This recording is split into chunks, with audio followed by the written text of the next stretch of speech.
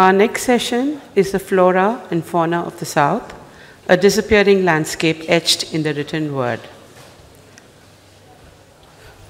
This session is sponsored by Sahitya Akademi, India's premier academy of letters, involved in the literary dialogue, publication, and promotion of Indian literature all over the world, and will soon bring out the anthology of Gandhi's writings in English and Hindi.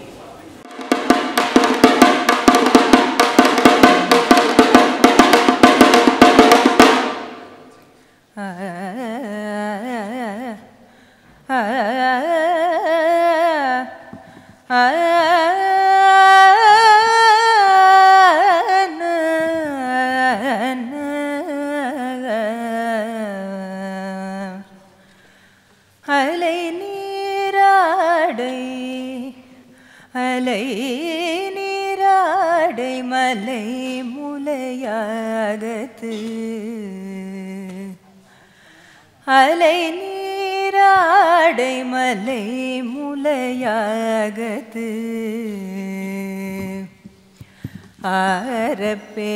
ஆரப்பேரியாற்று மாறி கூந்தல் நினி சனி சகரி சனி சகரி நினி சன்னித மாமா ககமா ககமா கமகரி ச நிச ககமா கரிச நிரிசா நிதமா ககமா கரிச சனிரிச நிதம கம நிதம மணி நிச நிதம கம நிதம பம கரிச பெரியாற்று மாறி கூந்தல் கண்ணகன் பரப்பின் மண்ணகமடந்தை புதையிருள் படாம் போக நீக்கி உதயமால்வரை உச்சி தோன்றி உலகு விளங்க அவிர் ஒளி மலர் கதிர் பரப்பி கதிர் பரப்பி கதிர் பரப்பி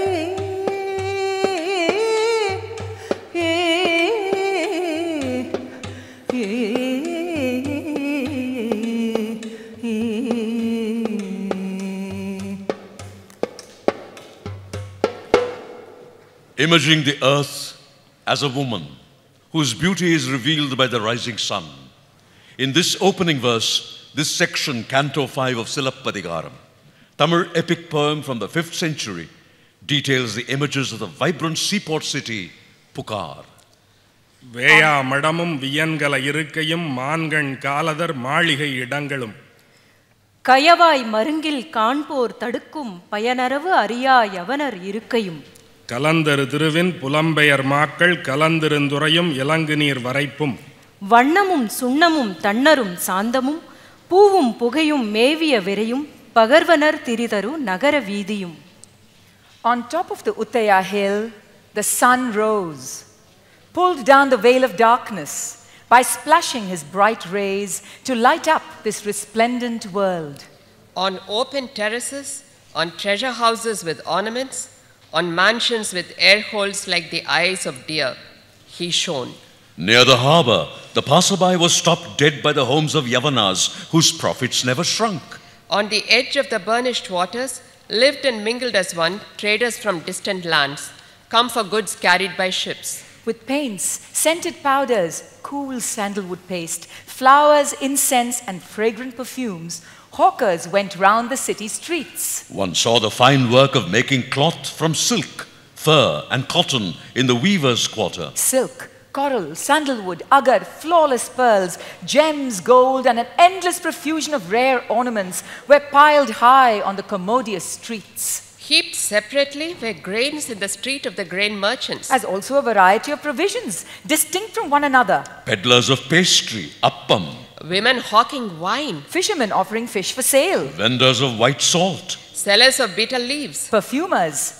butchers flogging different kinds of meat, Oilmongers, overcrowded shops packed with food, braziers. coppersmiths, painters, sculptors, Goldsmiths, jewelers. tailors, cobblers. A host of artisans making various flawless objects with cloth and pith. The homes of great musicians, expert in the traditions of music, who could display impeccable skill on the flute and lute by sounding the first 7 notes. And other workers who excelled in the small crafts. All had their homes in the suburbs of the city. In the city itself stood the Kingsway, the flagged car street, the market square, the boulevard, where merchant princes dwelt in tall mansions, the Brahman homes, the houses of landed families and their tenant farmers, of physicians, astrologers, and those employed in other tasks, the broad street of the homes of those who with skill bored holes into bright gems, and those who polished ornate conches. In separate houses lived charioteers, bards, panegyrists, Astronomers, handsome dancers, harlots, actresses, flower and beetle girls, maidservants, professional musicians, drummers of various sorts, and jesters. Surrounding the fort were the spacious houses of cavalrymen, with swift horses, riders of male elephants, drivers of lofty chariots, fierce-looking soldiers. Celebrated in song was this part of town and well known for the great and renowned men who lived there. Like a battlefield where 2 great kings meet was the open ground between the 2 halves of the city. The dense trees as pillars, shops sprang up as a permanent marketplace with its untiring clamor of buyers and sellers. When the moon drew near the star Chitire, elderly women offered as sacrifices pulses, sesame balls, boiled rice laced with suet, flowers, incense, and wine at the altar in front of the entrance to the temple of the guardian deity. Come there at the command of Indra, king of the gods, to remove the evil. Possessed by the spirit, they performed the Tunangai and the Kuravai dances, and chanting aloud a prayer, withdrew.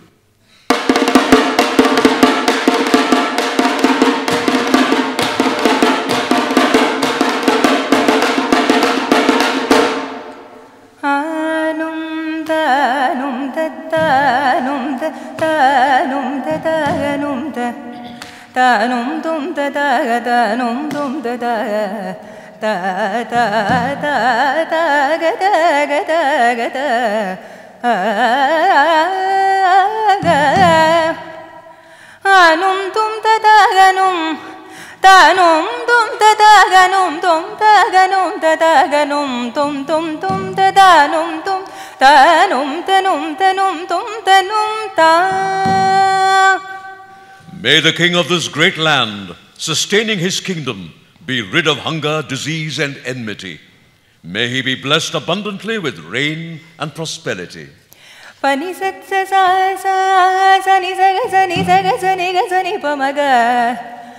Gama pani saga sani sani pani pama pani sani pani pama pama gama pani pama pama gama ga sani ni saga ma pani ni pama pani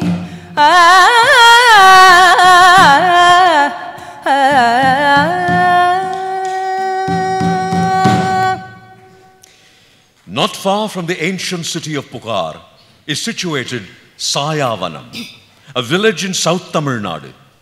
Sayavanam, a Tamil novel by Kandasamy, addresses the theme of development, pictures a narrative that details a transition from agriculture being a way of life into a profit-making venture. Kandasamy tells a story of how an incredible jungle of multiple flora and fauna is destroyed to make way for sugarcane plantation and sugar mill. Written in the mid-20th century, the narrative of the novel rests in the early 1920s. புளியந்தோப்பின் முகப்பில் நின்று வானத்தை ஊடுருவி நோக்கினான் சிதம்பரம். ஒரு மடையான் கூட்டம் தாழ பறந்து சென்றது. அதைத் தொடர்ந்து கழுத்தை முன்னே நீட்டியபடி ஒரு கொக்கு கூட்டம், ஒரு தனி செம்பொத்து, 2 பச்சை கிளி கூட்டங்கள். சற்றைக்கெல்லாம் வானம் நிர்மலமாகியது. சிதம்பரம் குத்து குத்தாய் வளர்ந்திருக்கும் காரை செடிகளை தள்ளிக்கொண்டு நாயுருவி கீர ஒற்றையடி பாதைக்கு வந்தான். வனம் போன்ற தோட்டத்தில் இடையராது திரியும் மாட்டுக்கார பிள்ளைகள் ஏற்படுத்திய பாதை அது. கோடையிலும் கார்காலத்திலும் இடம் மாறும், நீளும் குறையும் வளையும் தனித்து போகும். ஆனால் ஒற்றையடி பாதைகளில் பல சிறியவை, வளைந்து சென்றாலும் நெடுந்தூரம் தொடர்ச்சியாக செல்வதில்லை. பருவ மாறுதல்களுக்கும் மாட்டுக்கார பிள்ளைகளின் உணர்ச்சிகளுக்கும் ஏற்ப அமைவதால் ஒன்று சேராமலும் நீளாமலும் போய்விடுகின்றன. ஒவ்வொரு ஒற்றையடி பாதையும் கூப்பிடு தூரம்தான். பெரிய சாலையிலிருந்து கிளிமூக்கு மாமரம் வரையில் ஒரு கொடிப்பாதை. ஆலமரத்திலிருந்து முனீஸ்வரன் தூங்குமூஞ்சி மரம் வரையில் ஒரு பாதை. அப்புறம் இலுப்பை மரத்திலிருந்து கொய்யா மரம் வரையில் இன்னொரு பாதை. அதற்கு பின்னால் பாதை ஏதும் கிடையாது. மனிதர்கள் தொடர்ச்சியாக சென்றதன் தடயம் ஏதும் புலனாகாது.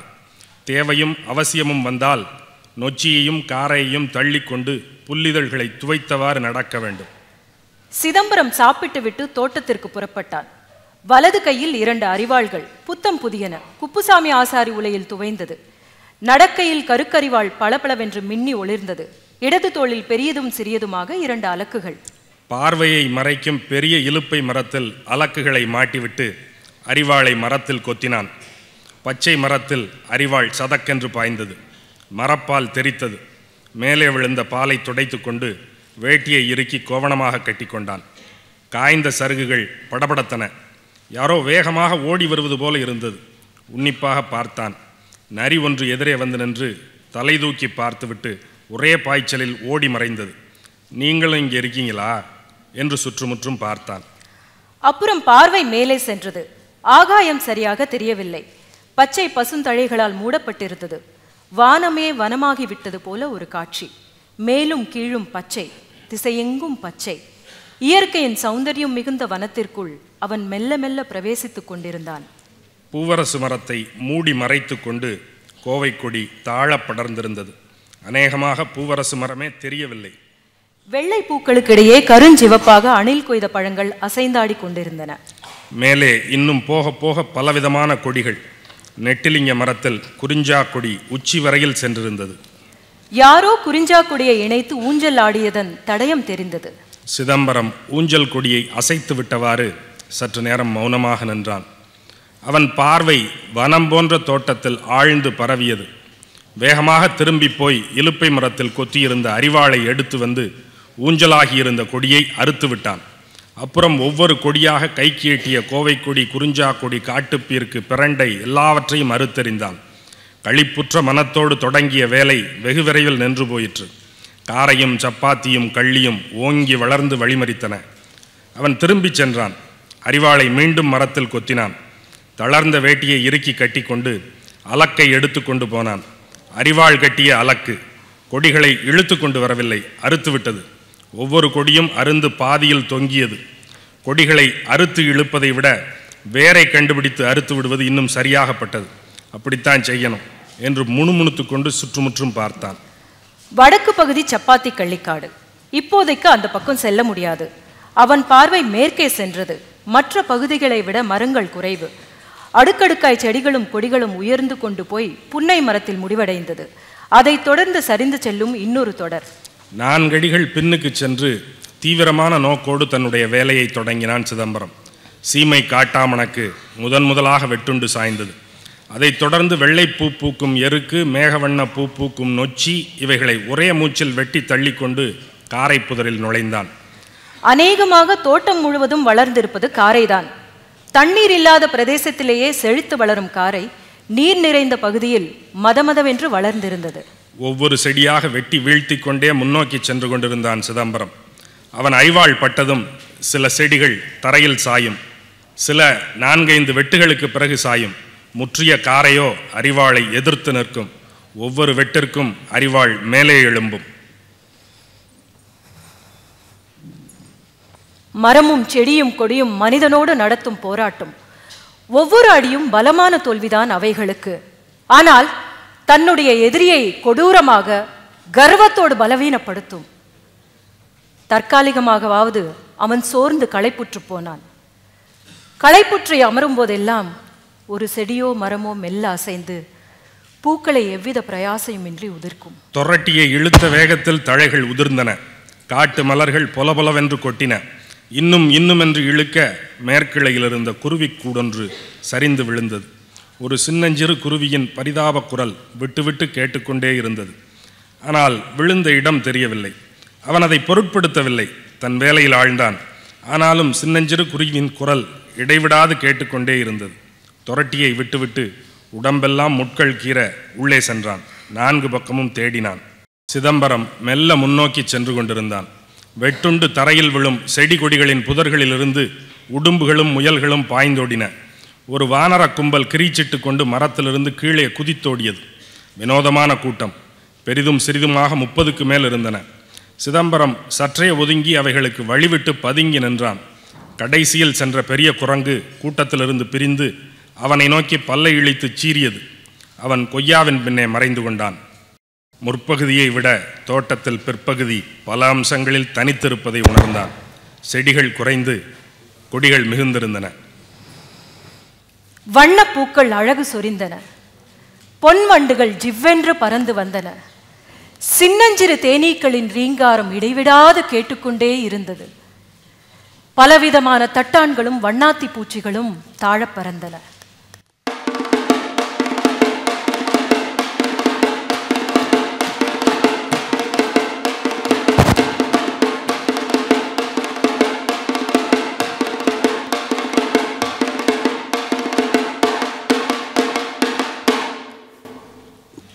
Pausing at the edge of the dark, dense Puliyantop, Chidambaram looked up at the sky.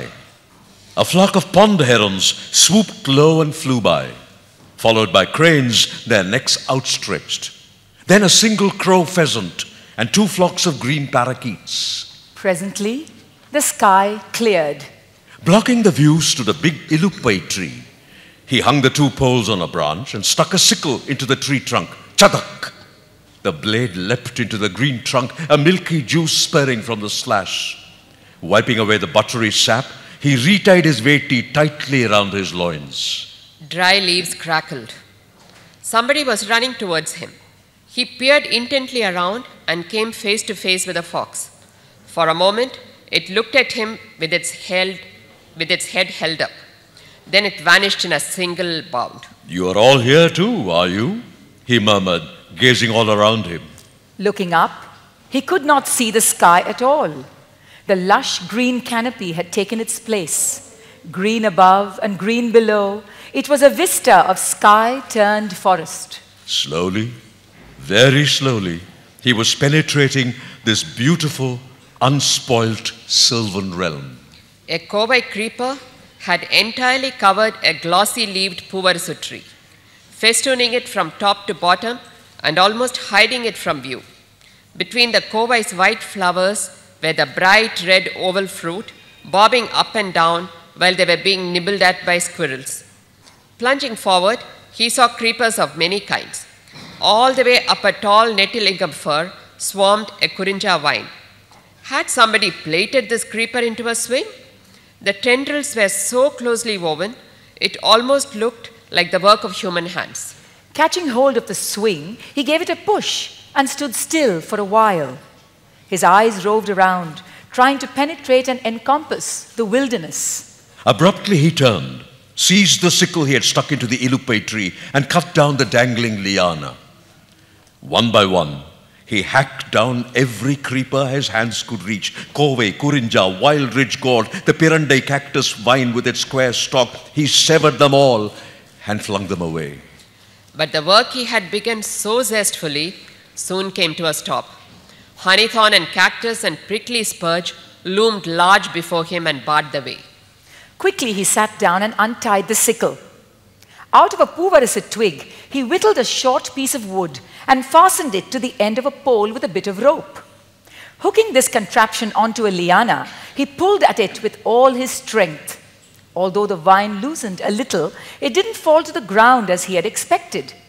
Leaving the pole hanging there and chinking over it, it seemed to him that looking for the roots and destroying them was better than pulling them down. That's the thing to do, he muttered to himself, scanning his surroundings. To the north was a stretch of cacti and nettles impossible for the present. His gaze swerved westward. There were fewer trees here than in the other parts. Bushes and vines grew layer upon layer, swarming over a big punnai laurel tree and descending from its summit to continue down the other side of the scrub jungle. Chidambaram took a few steps backward and began his work in earnest. The bellyache castor took the first chop and fell to earth. Next came the pale purple-blossomed eruku milkweed and the 5-leaved nochi with its cloud-hued flowers. In a single breath, he hacked them down and stepped into a tangle of bristling karai. Honeythorn had overgrown the entire forest. Accustomed to surviving in water-starved regions, it thrived and flourished luxuriantly in the moist forest. Chidambaram advanced, bringing down every plant in his path one by one. Some plants fell as soon as they felt the sickle. Others succumbed after 4 or 5 slashes. As for the seasoned kare, its stubborn thorns defied the blade. Each slash resulted in the blade being raised yet higher. Tree and shrub and vine have carried on a war against man. Every blow they take from him is a decisive defeat. Yet they proudly and cruelly weaken their enemy and enervate him, even if only temporarily. Then, when he sits down dejectedly under some tree, some bush, he gently fans him and showers down a leaf, a blossom. Each forceful tug brought down thick scatter of leaves. The blossoms of the forest dropped down. As he tugged repeatedly at the foliage, a bird's nest tumbled down from the upper branches. He heard a sparrow squeak piteously in broken snatches. He couldn't see where it had fallen. Resolutely he went on with his work until the little bird's ceaseless cheeping finally made him drop the pole and wade into the undergrowth of short date palms. Tramping around, searching in all directions, he was stabbed at every step by the long thorns thrusting out from the rough trunks of the palms. Then, as he went northwards, he found it, a barely feathered fledgling impaled on the jagged end of a branch felled by the blade of his hooked pole. He climbed on the fallen trunk of a tree and looked intently around. In the moonlight, the clumps of plants looked like little hillocks and the trees like ropes hanging down from the sky. Drawing his sickle out from his waist knot, he chopped down the bushes standing in his way and forged ahead for a while, until he had a feeling that he had lost his way. Here was a wilderness of cactus and pirendai vines. There was no way through it. Chidambaram retreated, climbed a poovarase, jumped over to a punnai branch and descended down a nettilingam. Coarse kore grass and rough narnal reeds grew in that spot. Low branches of poovarase and wild guava had spread over the forest floor. Shoving them aside at every step, he went on. Birds shrieked in terror at the quiver and tremble of each leaf and branch. Time to time, a sudden, heart-rending call broke out. He had heard such a cry in the daytime, and it had not bothered him. But now it gave him a piercing jolt. Clambering up trees, springing from branch to branch, retreating before the snarl of monkeys and the clamor of birds, Chidambaram advanced deeper into the forest. A silvery dawn had come into bud in the sky. From his perch on the Pungai breach, Chidambaram's eyes widened and the view spread out before him. It was open ground without a single tree and no bushy mounds about. Leaping down, he walked across it, traversing it from side to side. A rabbit sprang out from underfoot and raced away. A pair of jackals set up a howl. Something stirred in a thicket. Chidambaram stood silent, observing every little thing. An ox emerged from the clump, followed by another and another. There were a bull and 2 heifers, feral cattle dedicated to the forest god Katavarayan. They roamed free and had never submitted to any man. In a low, persuasive tone of voice, Chidambaram carefully broached his plan to Thevar. Thevar approved it. So then, when shall we set fire to it? Chidambaram asked. Not tomorrow. A new month is born tomorrow. We'll do it next Friday, Thambi. All right, Mama. After the hot season, the monsoon arrived. It was in the month of Aipasi, 10 days before Deepavali, that the rains really took hold. They poured down in thick sheets without a break for 2 days and nights. The Kaveri rose above flood level and ran across the fields. The same river, Kaveri, and its environs gets mentioned as part of a road sequence in Silapathikaram. On the windswept top of the Kutaku hills, clouds swollen with water pour down. To the roar of thunder, the blessing of rain. Born in those hills, the first freshes of the Kaveri flow swiftly, bursting with riches, split open the estuary and oppose the treasures of the sea, leap over the sluice gate and fall. Except this, there is no other sound. It drowns the noise of the bucket, the water lift, the very loud well sweep, and the basket used for bailing water. In the thicket of fresh lotuses rising from ponds, caressed by splendid paddy fields and sugarcane, are heard, as on a battlefield where two kings fight for victory, various kinds of clamorous sounds made by waterfowls, screaming cranes, red-footed swans, green-footed herons, wild fowls, cormorants, snipes, the Ural water birds, large herons and other birds. குடமலை பிறந்த கொழும்பல் தாரமுடு கடல் வளன் எதிர கயவாய் நெறிக்கும் காவிரி புதுநீர் கடுவரல் வாய்த்தலை ஓவிரந்தொலி ஒலிக்கும் ஒலியே அல்லது ஆம்பியும் கிழாரும் வீங்கிசை ஏத்தமும் ஓங்கு நீர் பிழாவும் ஒலித்தல் செல்லா கழனி சென்னல் கரும்பு சூழ் மருங்கில் பழனத் தாமரை பைம்பூங்கானத்து கம்புள் கோழியும் கனைகுரல் நாரையும் செங்கால் அன்னமும் பைங்கால் கொக்கும் கானக்கோழியும் நீர்நிற காக்கையும் உள்ளும் ஊரலும் புள்ளும் புதாவும் வெல்போர் வேந்தர் முனையிடம் போல பல்வேறு குழுவு குரல் பரந்த ஓதையும். ஏற்கனவே ஆற்று வரியிலேயே பாடுறாரு. மருங்கு வண்டு சிறந்த ஆர்ப்ப மணிப்பூ வாடை அதுபோர்த்து கருங்கயல் கண் விழித்தொல்கி நடந்தாய் வாழி காவேரி. கரையின் இருபுறமும் வண்டுகள் மிகுதியாக ஒலிக்க அழகிய பூக்களாகிய ஆடையை போர்த்திக் கொண்டு கரிய கயல் மீன்களாகிய கண்களோடு விழித்து பார்த்து நடக்கும் Kaveri. The very same river, Kaveri, forms the context of verses on Vishnu as Sri Ranganatha in Bhakti literature, 7th century poem by Tirumangayalvar. The poet here talks about how the sandalwood orchards on its banks and the fertile earth and paddy fields has been enriched by the river. The poems further invest the river with the heady fragrance and talk about the fragrance from the bathing women, as well as the gardens around which abound the honey bees. Dani sat sa sa sa sa ri ri sa ni sa ri sa ni sa ri sa ni ri sa ni ri sa ni da da ni da ni ri sa ni da ni da pa ga ga ga ga pa pa ga ga da da ga ga ni da ni pa da da ga ga pa da ni sa ni da pa ga ga da pa ga ga ni da da pa ga sa ni da pa ga ga pa ri ri sari ga pa da ni ri sa ni da ni sa ri ri sa ni da ni sa ga ri sa ni da ni sa ri sa ni da ni sa ni da pa ga ga pa da pa da ni da ni sa ni sa ri sa ni da ni sa ri ga ri sa ni da ni ri sa ni da pa ga pa ri na na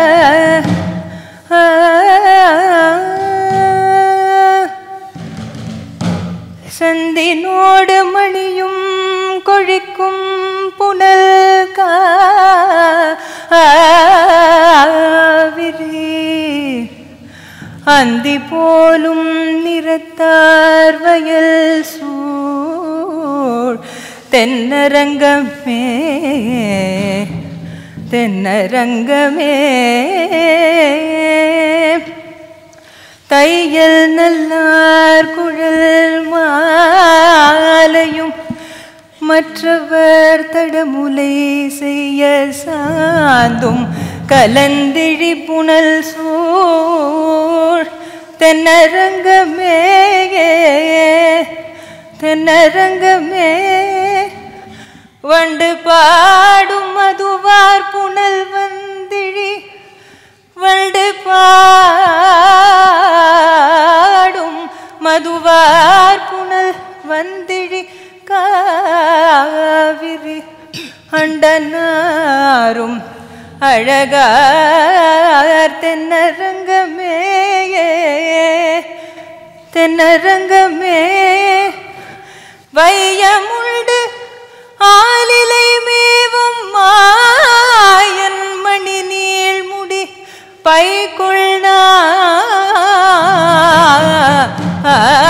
பைக்குள்ளாகத்தனையான் பயிலும் இடமென்பர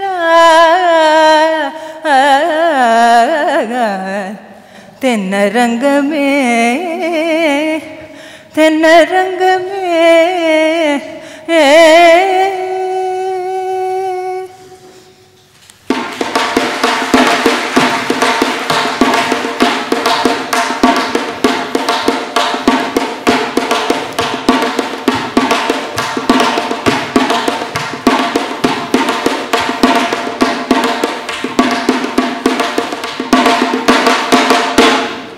Tamil literary tradition locates landscapes and nature as part of the emotional imagery as well as an aspect of lifestyle of people. This is again from a road sequence in Silapathikaram. Buffaloes enter and immerse themselves in the soft, unplowed mire. With the hair on their bodies unwashed, eyes red, they come and rub their itching backs against the unspoilt straw bins. Thus loosening the twisted strands that hold them. The bins come apart, spilling the rich grain stored inside with sheaves of excellent paddy that resemble chowries. One heard the noise of the loud talk of laborers with strong arms and farmers standing in knots. One heard the sound of songs and new styles by low-born women who, turned on by strong wine, worked in the fields. Eyes wide like red minnows, they bandied indecent words and looked singularly charming in their clothes splashed with mud that also glazed their breasts and shoulders clasped by armlets. From their hair, they picked the fragrant flowers and thrust seedlings instead. One heard the ploughmen's songs of praise as they stood by their ploughs and worshipped with folded hands. They appeared to break open the earth, radiant with wreaths, bound with shining ears of rice, plated with blue lotuses and the thick vine-like hariali grass. One heard the Mukave's song when they drove the buffaloes to thresh the sheaves of paddy, cut and heaped on one side for fine grain, and the clamor of the joyous music of the round kettle drum.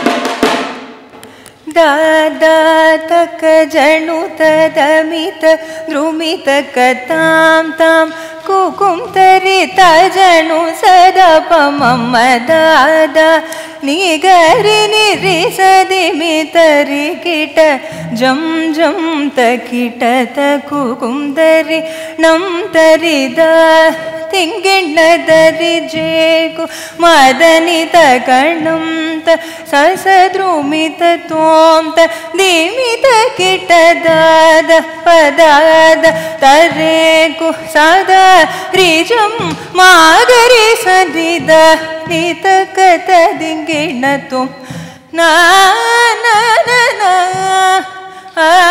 ना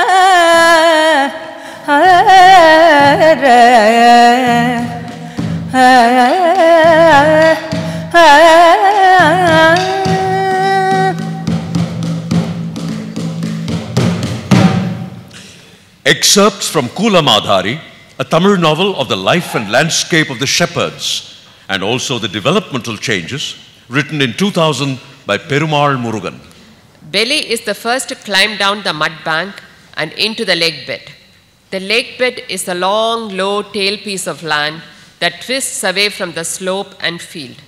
It is thick with broad-branched tall trees, entwined with creepers that snake up across branches. Through the hidden green of avaram bushes and aloe plants runs a waterway, curving its way ahead like a snake. The land beneath seems a dark secret, jealously guarded and protected by trees, bushes, and snakes. There is almost no path but for the odd footprint that has left its mark on the crushed grass. Shorty is not far behind, but he can barely see Belly. Has the lake bed opened its mouth wide and swallowed her? He stands by a group of palms and calls out her name loudly. Unable to pierce through the dense green, his voice limps back to him. The air is still, shocked into quiet. Short trees, home to the garden lizard and chameleon, snake and rabbit, stand frozen to the ground. Shorty loves the fields by night, even better than he does during the day. His eyes are soon used to the darkness, and after some time, disdain even the faraway glitter of the stars. He is happy for the steady hum of nighttime insects that echo through the dark stretch of the night. Sometimes he hears a bird, roused from sleep, calling desolately across the fields. There are other birds of the dark, solitary flyers who have lost their way and are desperate to find their nests. Waterfowl that love to fish under cover of dark in the tiny sliver of serene water by the edge of the lake.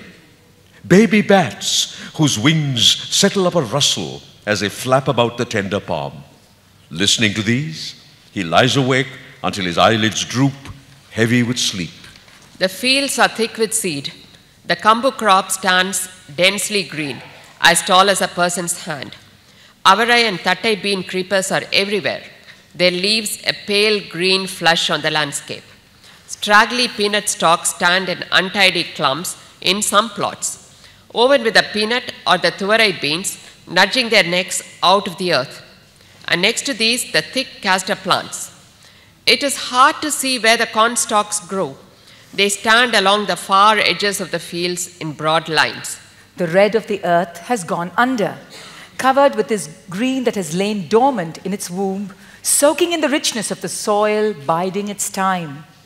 The big rock stands out like a lone sentinel of the fields.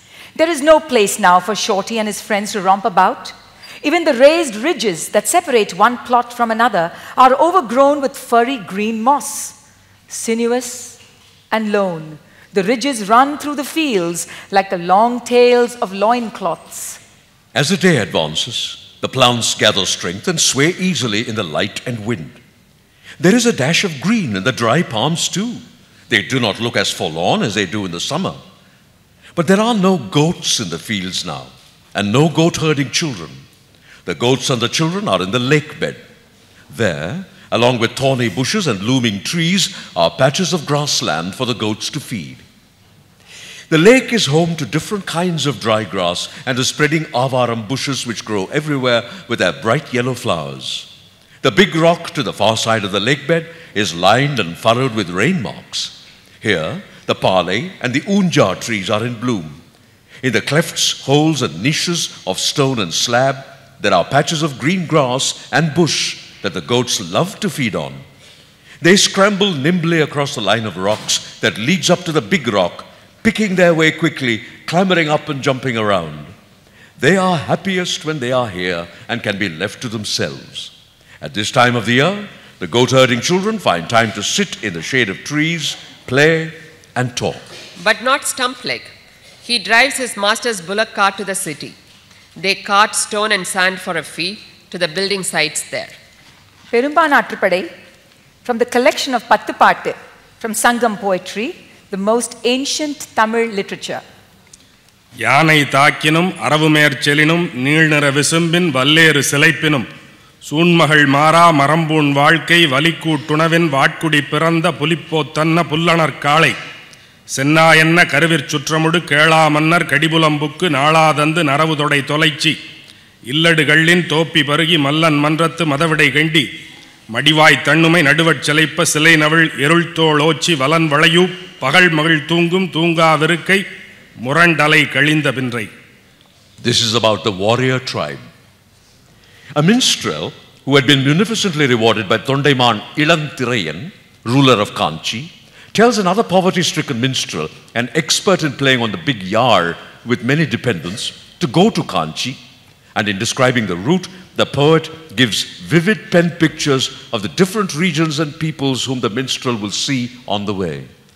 He manages to touch upon the characteristic traits and occupations of the people and the physical features and social conditions of the regions comprised in the different landscapes. The warrior tribes.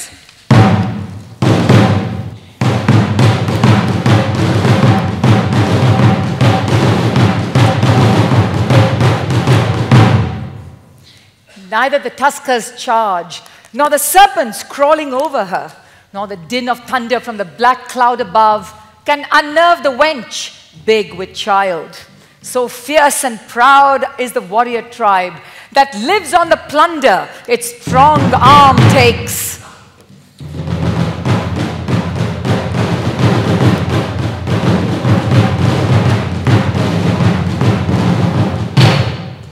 Their young chief, bearded like the pard, with his men who shoot from the cruel bow, as sure as the hound that pounces on the prey, carries off from the well-guarded land of the undocile foe his cattle at dawn to pay his old toddy debts. And then they quaff the home-brewed liquor, sweet from rice, and slay the fat ram in their halls, and feast and dance the livelong day. lifting up the left shoulder, brawny with the bow's use, and swinging to with a thrusting rightward motion to the booming of the drum covered with folded hide.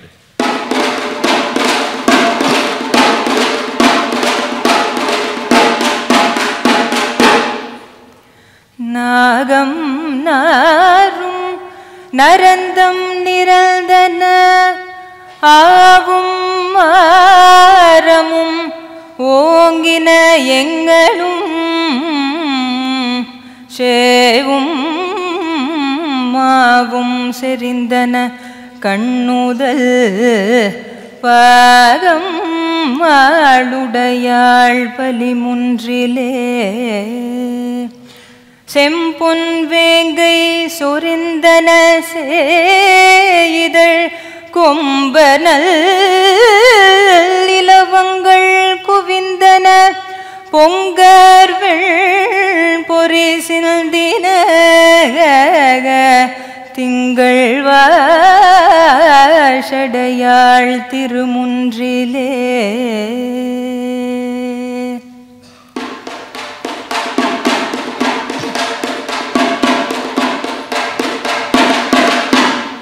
The song is of the warrior tribe, propitiating the goddess Kottravai. This comes under the classification Kurinji, hill country. The poet advised the minstrel the following conduct as he passes the Neithal, the land near the seas. In the long ponds too deep for wading, where one must swim, pluck not, nor wear the lotus bright that burns on the water, for the gods love it, and you must cherish it. Like the stringless rainbow seen in the wide and lofty sky, the frame of all that is when the raindrops cease, are the lac-red water lily and the blue and many a flower of varied hue that blooms at dawn in those ponds dark with old water. A seaport. Reaching the outskirts of Neer Payatrurai, you will see the seaside crowded with ships that have brought milk-white steeds with plumes on their heads and the luxuries of the north. And sandy streets with lofty merchant houses. The crowded haunts of seafarers, the high-walled warehouses guarded by workers, and hospitable homes full of food where the plough bullock is kept away from the cows while the ram and the dog wander at will everywhere. Tamil landscapes la Bharati kediyada. இல்லாமையா காற்றே வா மகரந்தத்தூளை சுமந்து கொண்டு மனதை மயலுறுத்துகிற இனிய வாசனையுடன் இலைகளின் மீதும் நீர் அலைகளின் மீதும் உராய்ந்து மிகுந்த பிராணரசத்தை எங்களுக்கு கொடு.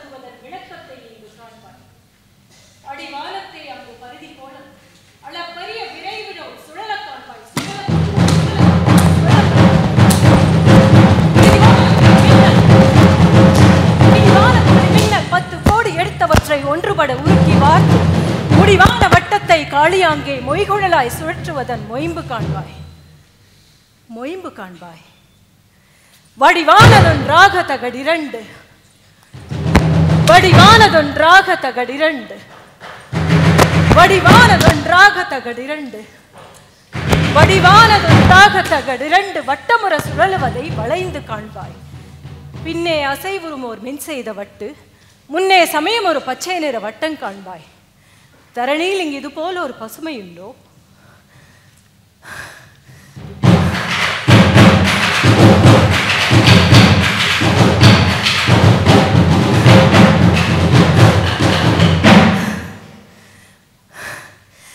கணந்தோறும் வியப்புகள் புதிய தோன்றும், கணந்தோறும் வெவ்வேறு கனவு தோன்றும், கணந்தோறும் நவநவமாய் களிப்பு தோன்றும்.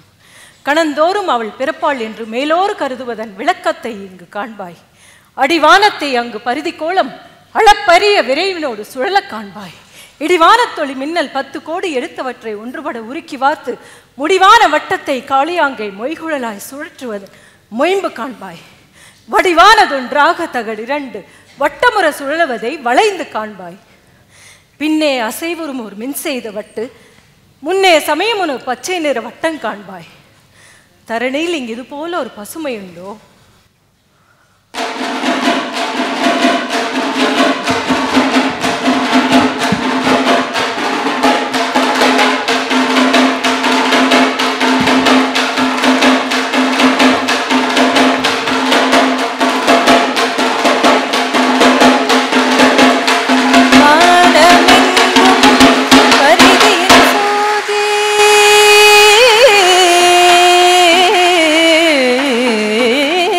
வானமெங்கும் பரிதியின் சோதி மலைகள் மீதும் பரிதியின் சோதி, வானமெங்கும் பரிதியின் சோதி மலைகள் மீதும் பரிதியின் சோதி, தானை நீர்க்கடல்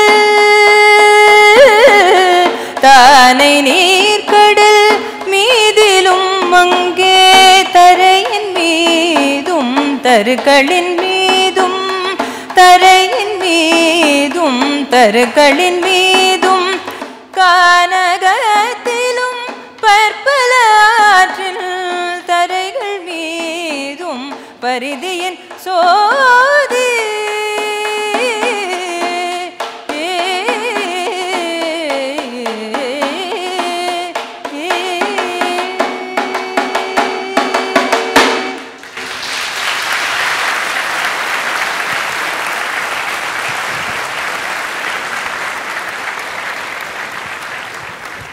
Thank you, ladies and gentlemen. The pleasure I have now is to introduce the participants of this morning. Nellai Manikandan, who is a Sangeet Natak Academy Yuva Puraskar awardee. R Arumugam, Revathy Kumar, R Rohini, Anita Ratnam, Sushila Ravindranath, and I am C Ramakrishna. The pieces presented this morning, excerpts from Silapathikaram by Ilango Adigal, were translated by A Parthasarathi. Sayavanam of Sa Kandasamy was from a translation by Vasanta Surya. Nalayira Divya Prabandham was, of course, Tirumangayalvar. Kulamadhari by Perumal Murugan was in translation by V. Geeta. Pattupattu from Sangam literature. Perumbanattupadai by Rudran Kannanar was translated by N. Raghunathan. And then, of course, Mahakavi Bharati. We would also like to thank R Venkatachalapathy for identifying the verses from Perumbanattupadai, as well as sourcing the translation of Kulamadhari. Ladies and gentlemen, the entire presentation this morning was put together by Prasanna Ramaswamy.